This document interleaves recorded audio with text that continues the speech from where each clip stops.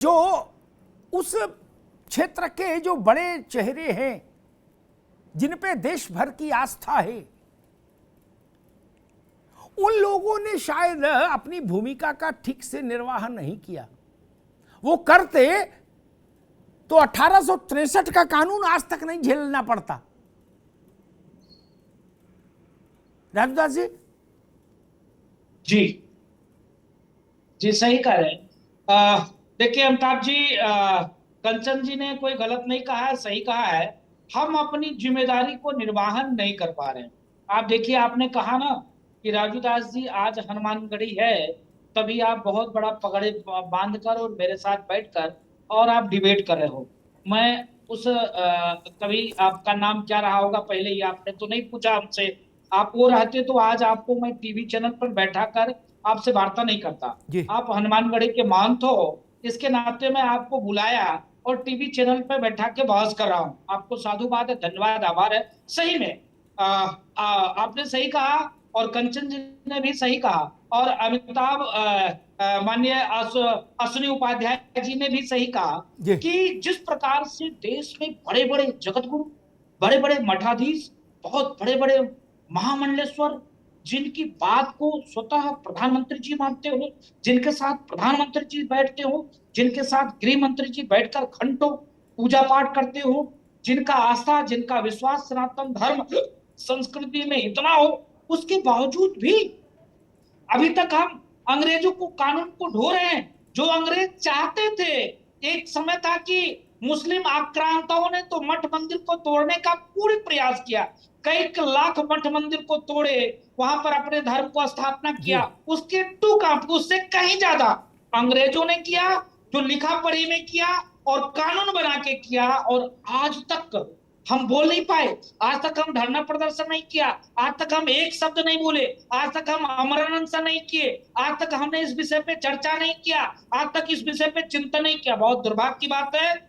मैं आपके मंच से पूरे देश के शंकराचार्य जी को आह्वान करता हूं, पूरे देश के रामानंदाचार्य जी को निवेदन करता हूं, पूरे पूज्य महामंडलेश्वरों से अपील करता हूं, अब तो जग जाओ प्रभु, कब तक सोते रहोगे।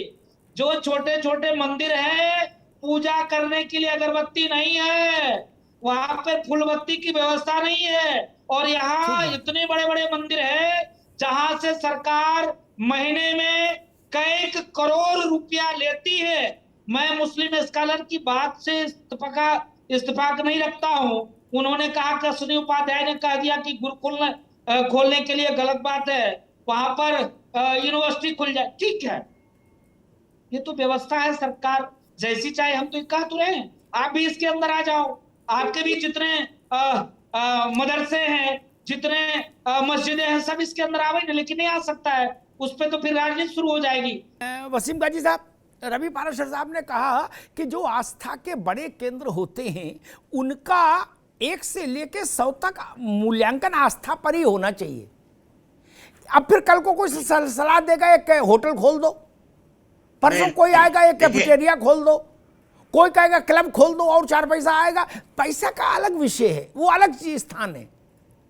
ये हजारों साल से वो एक नूर की एक बूंद है जो सदियों से बहा करती है, ये उस तरह की चीज है। वसीम गाजी साहब, देखिए, अश्विनी उपाध्याय साहब की बात को मैंने आगे बढ़ाते हुए उन्होंने कहा था कि जो मठों से पैसा आता है उससे गुरुकुल खोलने चाहिए। मैं कहता हूँ गुरुकुल से भी बढ़ के अगर हम बड़ी बड़ी यूनिवर्सिटियां खोलेंगे, गुरुकुल ही तो पहले छोटे, तो उसमें क्या है, हमारे हिंदू भाई बहन, और उसमें आप रूल बना दीजिए कि भाई उसमें वो जो एडमिशन होंगे वो मठ के लोग जो है वो एडमिशन करेंगे, किनका होना है, मेडिकल कॉलेज होंगे, उसमें इलाज होगा, तो वो तो हिंदू भाइयों का ही तो होगा। दूसरी बात मैं ये कह रहा हूं कि आप जो है, मेरे समझ में नहीं आता, जामा मस्जिद वसीम गाजी साहब, एक मिनट मान जी, एक मिनट, जामा मस्जिद में एक यूनिवर्सिटी खोली जाए, एक मिनट मान जी, एक मिनट वसीम गाजी साहब, बस मैं एक सवाल कर लूं फिर आप मान जी कहिएगा, क्या जामा मस्जिद में एक यूनिवर्सिटी नहीं खोली जाए? बड़ी भारी जमीन है वहां।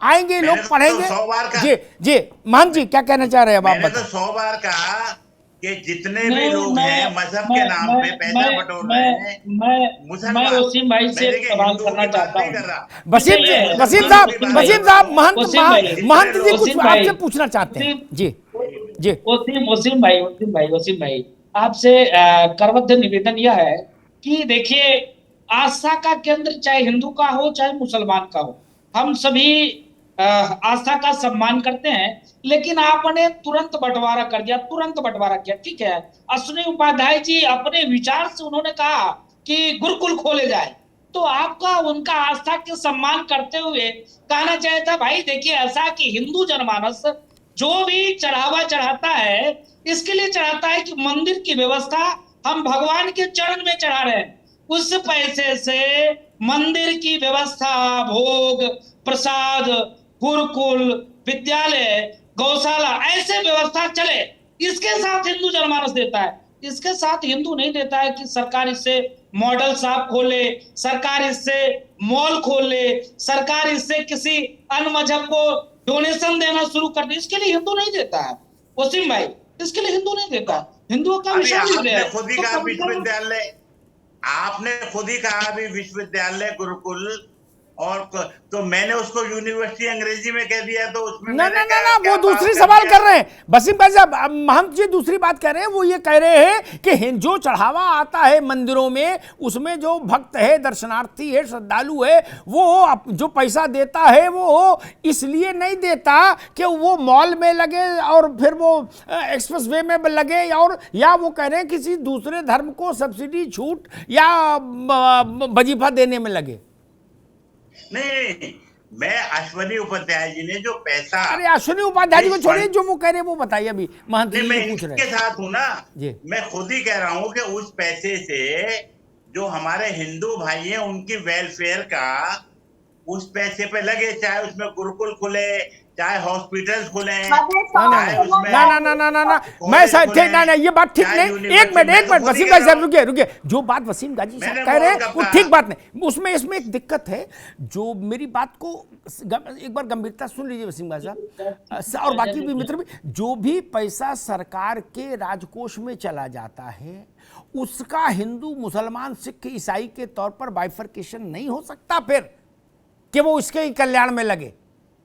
तो एक मसला मिनिस्ट्री ये ऑफ, हाँ तो एक मिनिस्ट्री अलग से बना दी जाए, और जो मिनिस्ट्री इसी काम में रहे कि जो मंदिरों का, मठों का पैसा है वो उन मदों में खर्च किया जाए, जिससे कि हिंदू धर्म का जो अच्छा प्रचार हो।